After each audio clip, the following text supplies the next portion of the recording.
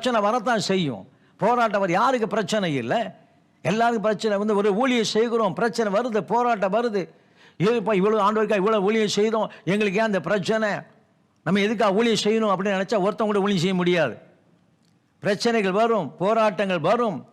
எங்களுக்கு என்ன பெரிய விசுவாசம், இந்த ஆத்மா கர்த்தருடைய ஆத்மா. என் ஆத்மா நீ என்ன பிரச்சனை கொண்டு வந்தால் சோர்வை கொண்டு வரவே முடியாது. பிரதர் அடிக்கடி சொல்வார்ல, ஒருத்தர் கேட்டார்ல, இவ்வளோ பிரச்சனை வருத, உங்களுக்கு உள்ளத்தில் ஒரு சோர்வே வரலையா? நான் எதுக்கு சோர்ந்து போகணும்? என்ன சொல்கிறாங்க, நான் எதுக்கு சோர்ந்து போகணும்? அதுதான் தேவன் விரும்புகிற காரியம். அதுதான் தேவன் விரும்புகிற காரியம். இன்றைக்கி நீங்கள் யோசிச்சு பாருங்க, உங்கள் குடும்பம் பிள்ளையை வச்சு பிரச்சனை வந்துட்டான், புருஷனை வச்சு பிரச்சனை வந்துட்டான், மனைவி வச்சு பிரச்சனை வந்துட்டான். என்ன குடும்பம், என்ன பிள்ளைகள், இவங்களுக்கு அவ்வளோ கஷ்டப்பட்டேன், போதும், எல்லாம் செஞ்சதெல்லாம் போதும். உடனே உள்ளத்தில் ஒரு சோர்வு வருகிறது. ஆத்மாவில் பிசாசு நம்மளுடைய உள்ளத்தில் சோர்வை கொண்டு வந்து விடுகிறான். ஆத்மாவில் ஒரு போராட்டத்தை கொண்டு வந்து விடுகிறான். அதுதான் வேதம் அழகாய் சொல்லுகிறது.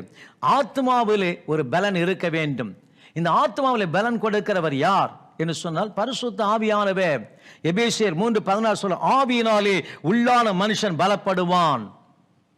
வேதம் சொல்ல பாருங்க, எபேசியர் 3:16 வாசித்து பாருங்க. அப்ப அர்த்தம் என்ன? சோர்வு வருகிற பொழுது பரிசுத்த ஆவியானவருக்கு இடம் கொடுக்க வேண்டும். அபிஷேகத்தை நிரம்பணும். ஆண்டவரே இப்படி பிரச்சனை வருது, போராட்டம் வருது, ஆவியானவர் என்னை நீர் உற்சாகப்படுத்தும். பைபிள் அழகா சொல்லப்பட்டிருக்குல்ல, நாம் சோர்ந்து போகும் வேளையிலே ஆவியானவர் தாமே நமக்காக வாக்கு கடந்தால் பெருமிச்சு வேண்டுதல் செய்கிறவர். அப்ப எதுல உன் ஆத்மாவில் சோர்வு வருகிற பொழுது ஆவியானவருக்கு தெரியும். ஆவியான தெரியும், என் மக, நான் அபிஷேகம் பண்ணின மகன், நான் அபிஷேகம் பண்ணின மகள், ஆத்மாவில் சோர்வு வந்துருச்சு, இந்த நேரத்தை என் மகள் நான் உதவி செய்யணும். நல்லா அறிந்து கொள்ளுங்க. நீங்க ஆவியானவர் இடம் கொடுத்தால் என்ன நடக்கும் தெரியுமா? நீங்க சோர்ந்து இருப்பீங்கன்னு ஆண்டவருக்கு தெரியும், ஆவியானவருக்கு தெரியும். நீ சோர்ந்து போன எனக்கு ரெண்டு போறவர்கள் ஆவியானவர் பாப்பா. நம்ம அவருடைய பிள்ளைகள், அவர் நம்முடைய தகப்பன். நல்லா அறிந்து கொள்ளுங்க. நமக்கும் ஆண்டவருக்குள்ள உறவு எப்படிப்பட்ட உறவு? நல்லா அந்த ஒரு தகப்பன் மகன், தகப்பன் மகள். அப்ப நல்லா யோசிச்சு பாருங்க, உங்க மகன் உங்க மக ஒரு டல் ஆயிட்டா, சோர்ந்து போயிட்டோன்னா விடுறீங்களா? பக்கத்தில் உட்காந்து, ஏமா இப்படி இருக்கிற, ஏன் இப்படி இருக்க சொல்லு, ஏன் சோர்ந்து போய், நமக்கு என்ன பிரச்சனை சொல்லு. அந்த மக சொல்லுகிற வரையும் நீங்க விடுறீங்களா?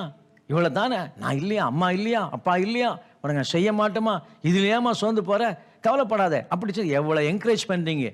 நீங்க சாதாரண மனிதன், நீயே உன் பிள்ளையை இவ்வளோ என்கரேஜ் பண்ணுவேனால், உன்னை உண்டாக்கி உன்னை ரட்சித்து அபிஷேகம் பண்ணின தகப்பன் உன் மீது எவ்வளவு அன்புள்ளவர். அது என்னைக்கா யோசிச்சு பார்த்துருக்கீங்களா?